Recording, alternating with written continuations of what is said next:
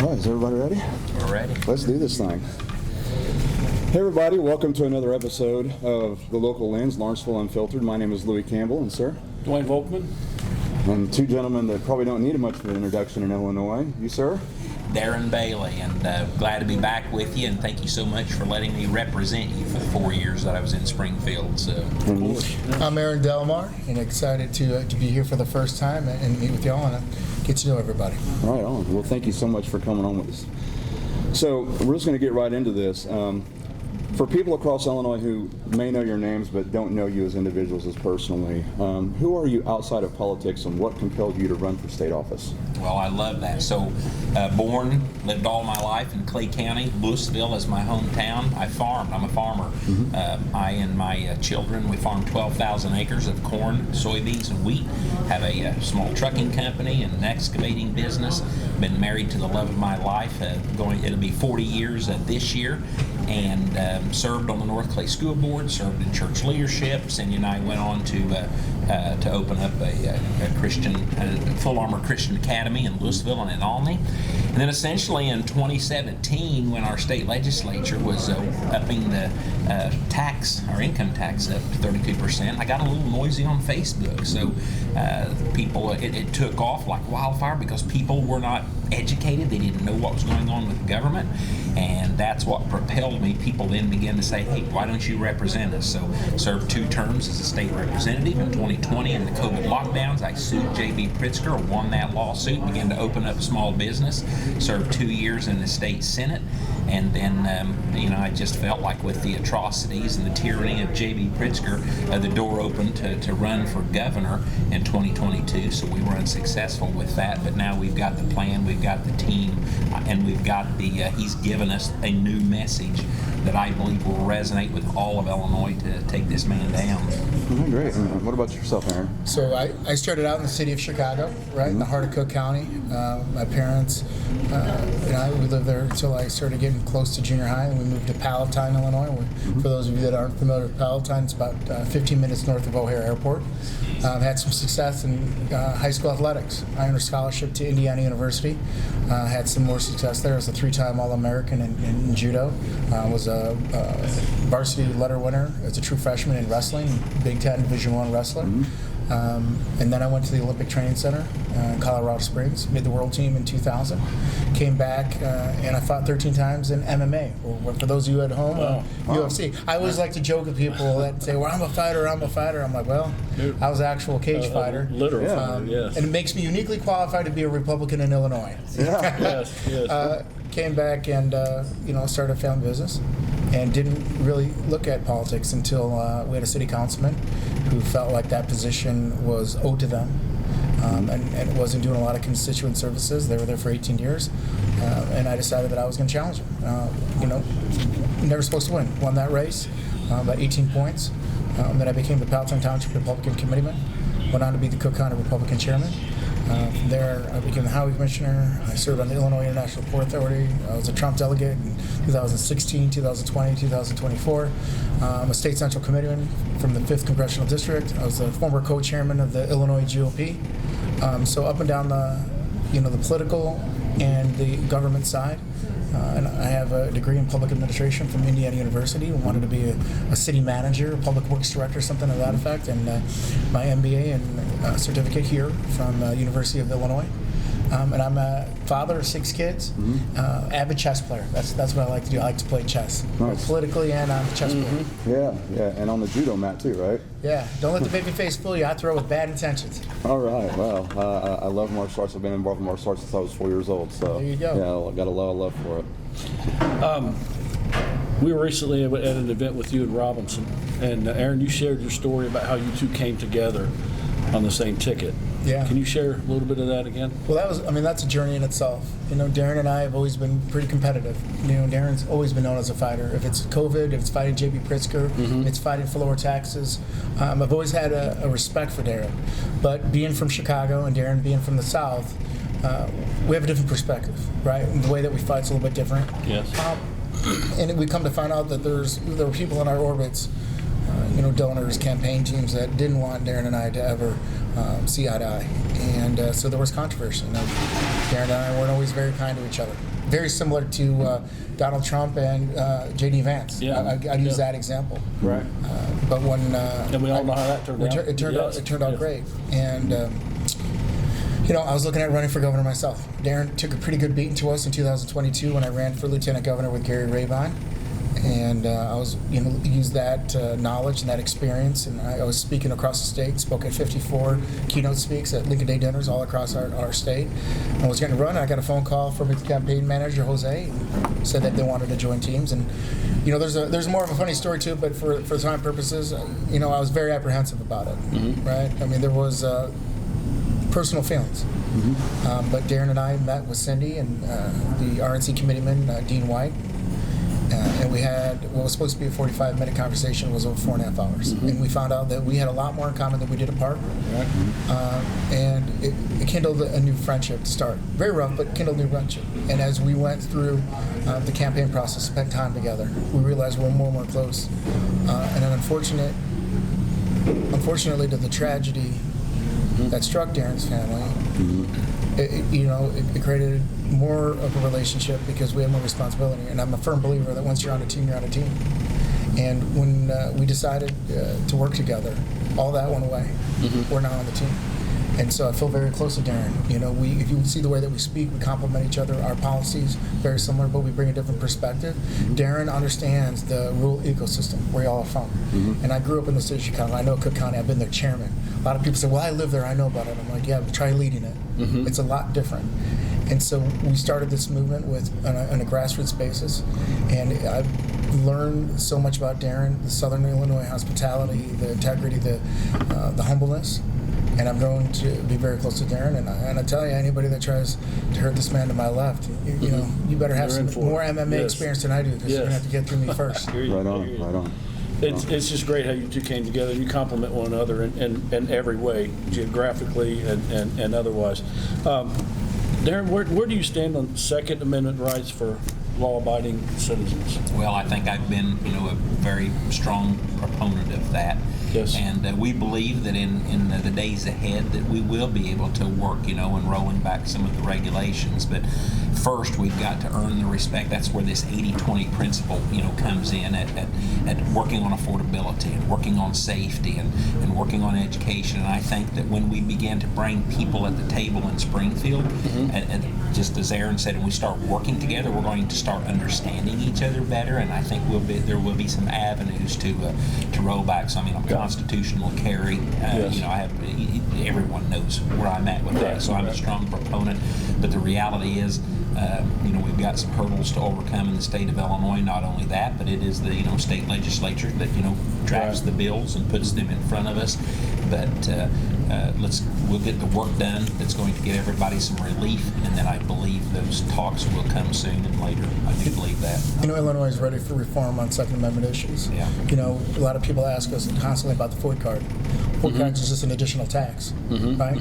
And it really doesn't add a lot of value for anybody outside of taking money out of your wallet and putting it in the government's. But also you have to understand that there's different levels and different perceptions of gun owners in Illinois. Just as diverse as Southern Illinois is to Northern Illinois, the perception of gun owners in the Chicagoland area is a lot different. They don't understand the difference between an AK and some other assault weapons, and they just look at guns and they just get scared off the bat. Yes. There's also a ton of crime in Chicago where other people want personal safety. I'm a concealed carry as well. I like that we have some level of regulation where we're making sure that the right people have the guns, and I think all gun owners, all NAR members want to make sure we keep the guns out of the hands of people that shouldn't have them, because it strengthens our rights and it strengthens our resolve.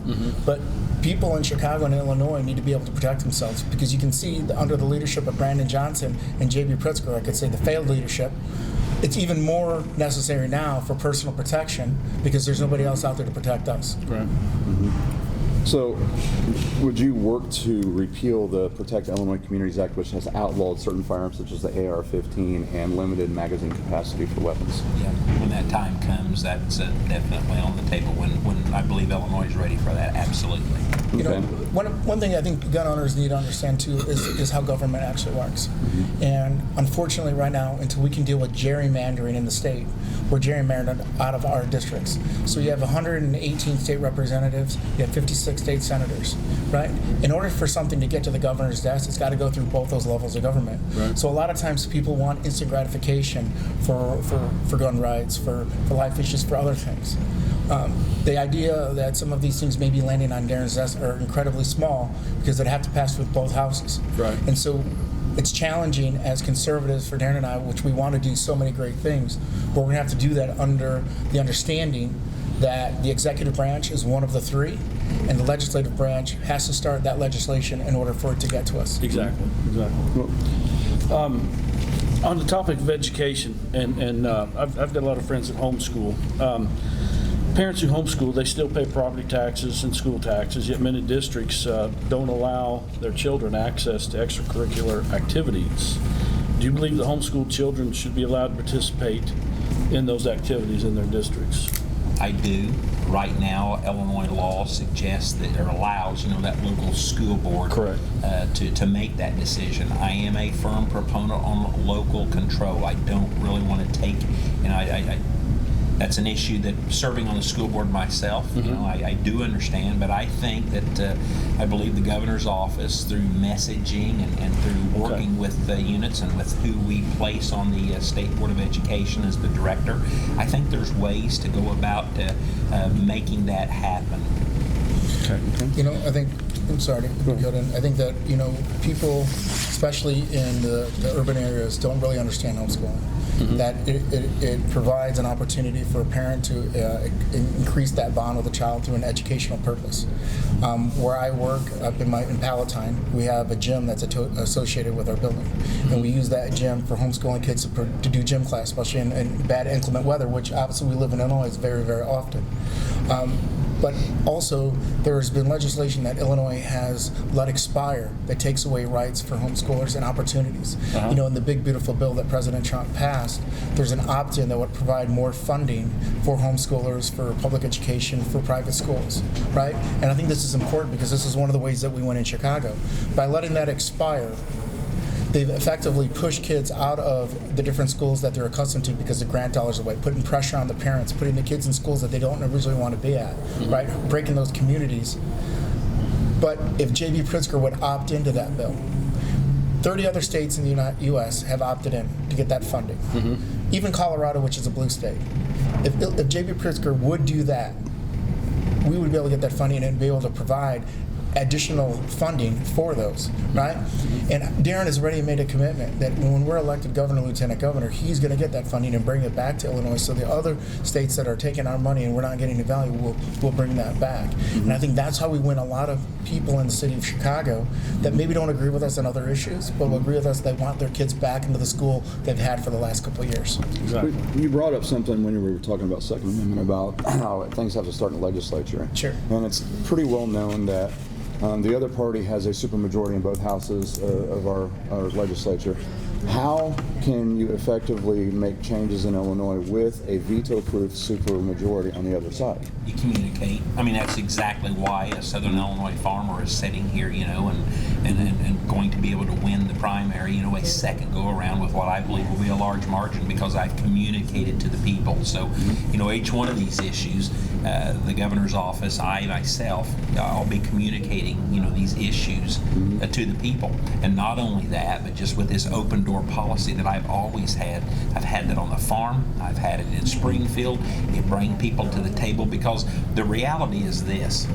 The shock waves that I believe that's going to happen when Illinois elects a Republican governor, it's going to go across the state. It's going to go across this nation. So a lot of our friends, in the city, they're going to have to take notice because people want to be able to live here, affordably.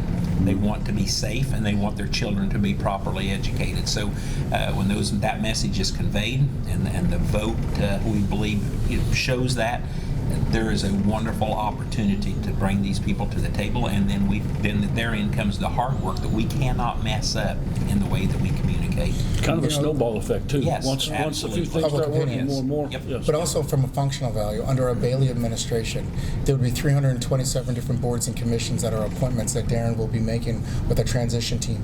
Now, on top of that, there's 2,100 individual positions, including agency heads. So Darren's going to take a deep look at each of the different agencies. The Department of Education, Illinois Department of Education, Illinois Department of Insurance, Illinois Department of Children and Family Service. Every one of these department heads are at the pleasure and appointment of the governor. And so that is how you can make a lot of change from the executive side of things. And Darren has had a strong commitment of taking away patronage jobs and putting people that are most qualified in those positions so they can implement that policy, create a team around them in each and every department that starts at the toppest level that will be seated in. And that's how you can make change. To Darren's point, though, and Darren's a humble man, he's created relationships in the state legislature and the state senate that they may not agree with Darren. He's worked with many people, across the aisle in certain legislation that they share. Mm-hmm. That relationship that Darren has done, that he's cultivated, makes him a very effective leader when he becomes governor. Thank you for that. We just wanted to get that out to people who may think that change isn't possible in that situation, and we all know that it is. I want to talk to you a moment about the disabled community and financial security. Illinois currently participates in a national savings program for disabled individuals called the National Able Alliance, which provides for certain federal and state tax advantages. Would your administration actively look for additional ways to help people with disabilities accumulate and protect assets without triggering additional state taxes or a loss of state-provided benefits? Our goal will be to definitely help them. I mean, every group of people need that same thing. So we understand with the disabilities, there's the desire to need more because they lack more. Yeah, and there's Absolutely. restrictions on what they. Yes. Right. Now, Illinois, the mandates that have just continued to pile on. It's heartbreaking, and it's got to stop. And so, absolutely, again, we're going to usher in a new era of Illinois business. Is going to take place in Springfield. I'm up early, as Aaron said. That door is going to be open. We are going to be having meetings. Everyone is invited to the table, and I'm sure aside from that, there's a lot we don't know. I mean, as a state representative and a state senator, even now people call me sometimes thinking I'm still the state representative or the state senator. So just hearing the multitude of problems that exists out there, but we're going to put good, qualified, caring, smart people as agency heads and within these agencies to get work done and to get it done fast, because the reality is that we're going to have to show some progress pretty quick, or otherwise Illinois is just going to stay with what they know and deal with that. So that is our goal, to bring change to Illinois and relief to the people, all the people. When you talk about disability, you talk about something that touches me very, very close. It's not just policy. It's not just legislation. Working with people with disabilities specifically is very important to me. I didn't know you were going to ask that question, but I thought I'd share this with you. To me, it's a lifelong commitment. For those of you at home that can't see that I have a disabled person, my best friend passed away in 2018, was stricken, and was in a wheelchair for 20 years of his life. We were high school friends. So it takes a different perspective when you know somebody that you're very close to that has been disabled, and it gives you a more clear understanding of the requirements and the needs. So it's not just an elected official or a politician talking about helping people. It hits you differently when you know somebody that was very close to you. And I appreciate you bringing that up. The reason I ask is I have two family members that I care for. They're disabled, and that was the purpose for my question. And for everyone else that might have that same situation. Sure. So many small towns, including ours, are dealing with aging and failing infrastructure like water, sewer, and roads. What would your administration do to help small communities realistically address these issues? So again, as in Springfield, as I see budget after budget and all these big ideas that just continue to grow state spending and pilfer the pockets. We have to reprioritize our spending, because you're exactly right. I've seen that and dealt with that firsthand, and I contend that the money is within that budget to begin to steer the ship and make the changes that we need to make. That's the whole purpose of the DOGE program. That's the purpose of our tracker on Blueprint for Illinois. We have to get to work. It's going to be a large task, but get to work and start showing some results immediately of waste that exists within the government, and then start prioritizing that spending to where it truly needs to go, because there is a massive need in really every community in Illinois. And would part of that be restoring the full share of motor fuel tax to the communities that produce that? Yes, isn't that amazing what they've done with that? You know, the first thing I think people need to understand from your podcast and the people that are at home is that there's only one person in this campaign for governor of Illinois that has a voice for Southern Illinois, and it's the man sitting to my left. Right. J.B. Pritzker and Christian, his running mate, are from up in the Chicagoland area. They don't understand, and neither really do I, about the Southern life. Darren Bailey lives it every day on his farm. And so if you want somebody that's going to advocate, they want somebody that's going to make sure that Chicago and the Northern Aaron stops robbing central and rural areas of Illinois, Darren Bailey is the only person that can advocate for that. You know, as a highway commissioner, I know how important it is for those motor fuel tax dollars, right? Your right-of-way is 30 feet. If you're dead center of the road, to your right and to your left. And why Southern Illinois right now maybe is not feeling the effects of that, they're going to feel it shortly, because when your roads start to crumble and your bridges start to break and you need to get dollars in order to repair them, and your motor fuel tax has been robbed for you to pay for a failed transit system up by me, you're going to have, your county board, your local government are going to have to raise your taxes in order to make up for that. So you're going to be taxed upon that as well. Right. Good point. Yeah, very good.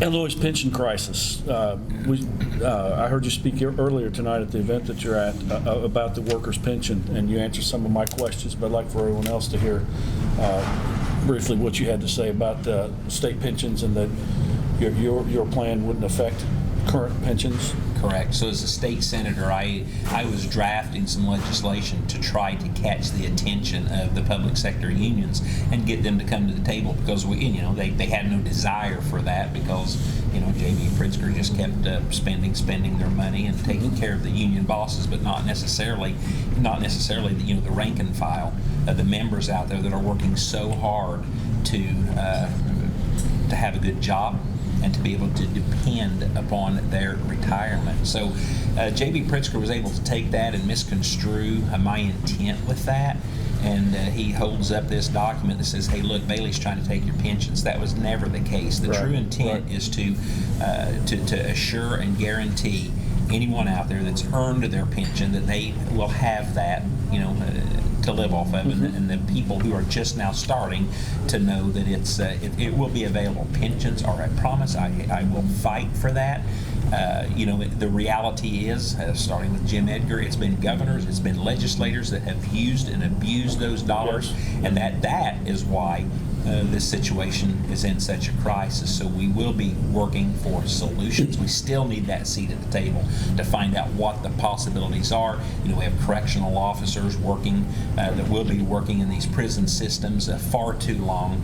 And how do we rectify that? How do we correct it? Do we have options to let someone opt into 401k plans? Possibly, but the reality is a 401k plan is going to cost the benefiter and the tax people more money than the current pension system. So we've got a lot of smart people out there, and if we apply them to come up with these solutions, I know that we can. Like I said, I've been seeking that seat at the table, and interestingly enough, recently, the past few weeks, people are starting to come and just share their concerns and to share what solutions they have, and we'll be able to put something together to solidify the future and get this pension debt Crisis down. to Correct. manage. Yes. Yes. Sure. Darren, you've talked about implementing a Doge-style government efficiency program similar to what Elon Musk headed up at the federal government level. In plain terms, what does that mean for everyday people in Illinois? So everyday people in Illinois simply means that we intend to bust the budget wide open and expose fraud and corruption. It operated a little bit differently federally as they begin to kind of strip down all these agencies and things, some benefits, and that caused some issues for some people. That's not the intent, because we're going to be, the governor has that ability to place the people, to put them to work. But exposing the fraud, the corruption, the wasted dollars that I know that are there, because that budget ballooned from a $32 billion budget to a $56 billion budget in these last, just in these last 8 years, and no one has any idea where their money's coming from and where their money's going to. I think Darren brings up a really good point. Think about that for a second, what he just said. Our budget has ballooned over 50%, right? Almost doubled. Mm-hmm. Do you feel like your services have doubled? Do you feel like Not at all. your taxes have been lowered? Do you feel safer? No. Do you feel like you're getting a better education? If that doesn't chap everyone's rear end by hearing that, they should be. Yes. Right? Our Doge program is not coming in with a chainsaw, it's coming in with an X-Acto knife. And going and looking at where every dollar is being spent, how every dollar is being used, and understanding that we're going to government with conservative values to make sure that the core part of government, making sure that you're safe, making sure you have clean water, making sure you have clean air, making sure your children are educated, making sure that you're safe. Those are the core parts of government. For far too long, Illinois has been pushed to the left by J.B. Pritzker as he auditions for president and in a presidential primary in 2028, so he can show off to New Jersey, New York, and California, and other blue states to say, hey, look how far I took Illinois. Illinois is a Midwestern state. Out of 102 counties, 97 of them are ruby red. Because of gerrymandering, we get a bad name of being a blue state. But under the right leadership, under a Bailey administration, Darren knows what it takes because he served in those offices. And that's how we're going to do it. We want to catch your attention with the name. And you may not like the name, and you may not like the brand, but you're absolutely going to love the results. Aaron, you said that once elected, you would lead this effort for the Doge program. What authority would you actually have, and how would this be different from past task forces that produce a lot of reports but very little results? I think that's a great question. What's the point of that, right? You remember earlier in our conversation, I said there was 327 boards and commissions that are currently, right? You can go on the governor's office of appointments on their own website, and you can see each one of these things. But none of those boards and none of those commissions do anything about accountability. They don't do anything about transparency. They don't do anything about good policy of government. And I think that is a failure of our state, because I don't think anybody wants to look in there and do that. But to your point, right, I think there's a lot of people, both Republicans, Democrats, independents, that want to see accountability in government. And I think that there's legislators on both sides of the aisle, because far too long people believe that the Democratic Party is a monolithic group where they only all believe all the one thing. There are a lot of people that we would consider, moderate Republicans, but they run as a Democrat because of the gerrymandered district that they live in, but they share not all of our shared values. So I don't think putting forward, a board or commission or a task force led by a trained individual as myself to go through these different programs and maybe even get bipartisan support for how we're going to, appoint members of this commission, how we're going to do the board, but then also give it really strong teeth. Right? Have it connected to, if you want to do an additional tax increases, right? You have to show why we're doing a zero-based budgeting program. We want to show, hey, why is over $800 million being sent to Proviso Township, where happens to be the home of Chris Emanuel Welch, the Speaker of the House? Nobody knows about this because it's not fancy, it's not sparkly, it's not sharp. Looking through budgets and looking through accountability isn't great. A lot of people don't like Excel sheets, but it's something that needs to be done. It's something that's owed to the people of Illinois, and that's something under Darren Bailey's administration is going to happen. I despise the name task force. I hate For 4 that name. years, task force do nothing. It's a Band-Aid. It's say, hey, look, we know there's this problem. They never, ever come up with any solutions. That's why we wanted to put some teeth into this, and the taxpayers will see immediate results. And ultimately, as we weed out and ferret out waste and corruption, hopefully we'll be able to hold people accountable, but at the end, the taxpayers will have the final say. And you two both have used that word several times, accountability. That's what people yearn It's not for, only is to see accountability, but accountability. it's also public sentiment. When you start, like we did it with our tracker, right? It's in real time. The Darren had, I mean, I got to give you credit. It was a brilliant idea that he put together because we want to show that we can lead and govern now, or we're not waiting to get elected. You can go through that on blueprintforillinois.com. Go to blueprintillinois.com, and you can go all the way to scroll to the bottom, and you can see that live tracker, right? It's updated anytime there, and you can see for yourself. I mean, Darren, tell them what happened when they 24 hours. Well, what within happened? 24 hours, someone discovered that over $180 million over the last few years had been of state grants had been funneled to J.B. Pritzker's holding, specifically his Hyatt entities. So that was placed front and center on President Trump's desk within 4 days later. And again, we had nothing to do with that. That was a product of something that anybody could have created. Lots of people talked about, but we put into action. So often the money's there. It's just finding where it's being wasted and redirected. Right. That's great. I have a small business question. What can you give us a few steps that you would take to encourage more people to start small businesses in Illinois, and also to encourage those existing small businesses to remain here? I've seen so many small businesses either go under or leave the state. They've got to have a reason to stay. So financially, they've got to be profitable. They need customers to make that happen. The property taxes and the energy prices. Those are two issues that the General Assembly could convene and begin to kind of work on and to kind of tamper down, especially the energy crisis. But everyone is ignoring it because we truly believe that J.B. Pritzker wants to just decimate Illinois to show this socialist experiment, so that when he runs for president, hopefully he'll find enough people to help him destroy this country. I mean, at the end of the day, that's truly what this is all about. But when we began to implement our policies, reduce the taxes, make people safer, provide quality education, I believe that we will start attracting business. With business come more people, and that in of itself, that's what ultimately grows and allows the American dream for small businesses. Over 85% of Illinois' economy is based on small businesses. Yeah. Darren and I are both small business owners, right? Outside of Darren's farming, he also has that excavation company. He's got a shipping company.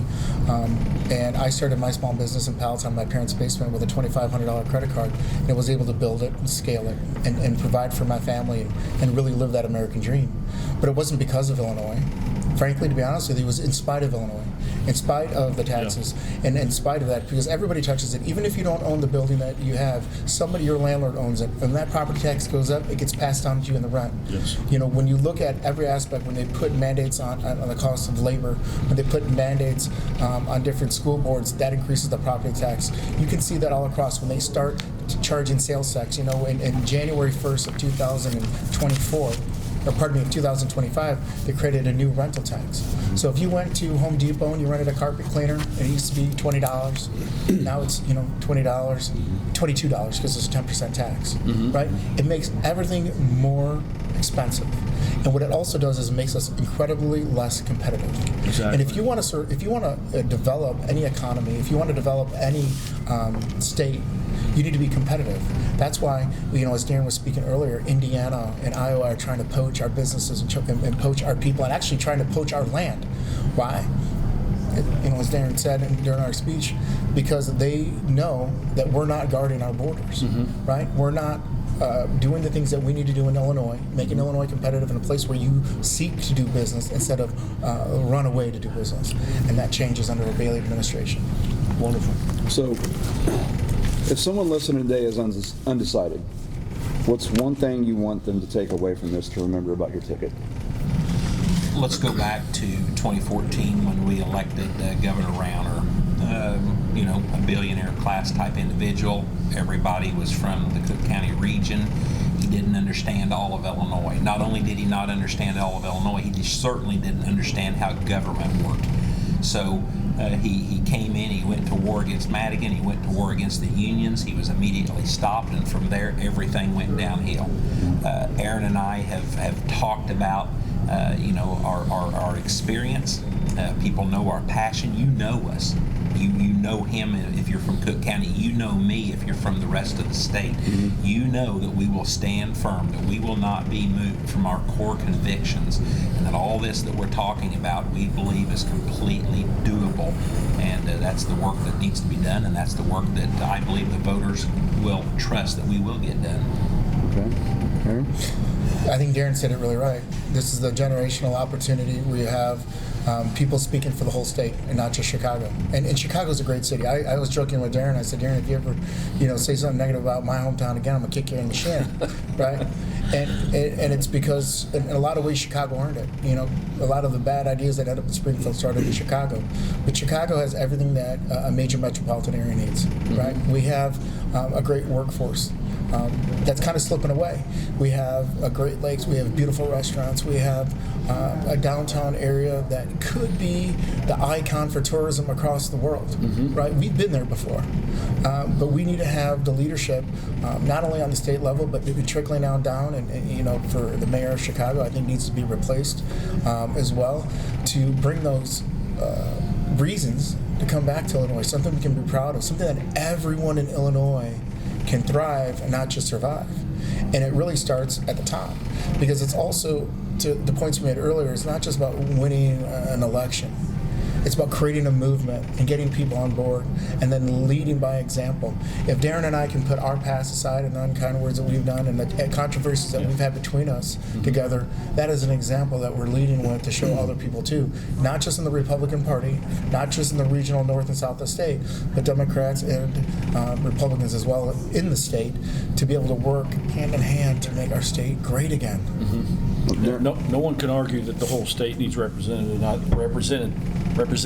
believe both of you all can do that. Darren, I have one more, kind of an impromptu question. You ran before, and you suffered a loss. What gives you the confidence that you can win this time? What are you doing different? How are you going to be in the governor's mansion, come this time next year? The environment is completely different than it was 4 years ago, first and foremost. So people are fed up. The people of Chicago are feeling this same pain that we've been feeling downstate. So that's different. J.B. Pritzker has doubled down, and he is relentless. Voters didn't turn out. So we have this message of we have got to understand that we have got to get out and vote, everyone. And that was my message then. We knew that 60% of the voters needed to show up. And when I'm talking about 60% of the voters, I'm talking about 60% of the 70% that are registered, So we can do this, and our messaging is spot on. I carried the conservative mantra across the state of Illinois, and not everyone agreed with that. So we're focused on affordability, safety, and education. And with that, pairing the North and the South with this team right here, I believe it will be different. Okay. And where can people go to learn more about your campaign and your BaileyforIllinois.com. We need your support. If you want to volunteer, if you want to invite us to an event like we were invited here tonight, and we need your financial support. We have a wonderful merchandise store on there, and you can support us that way.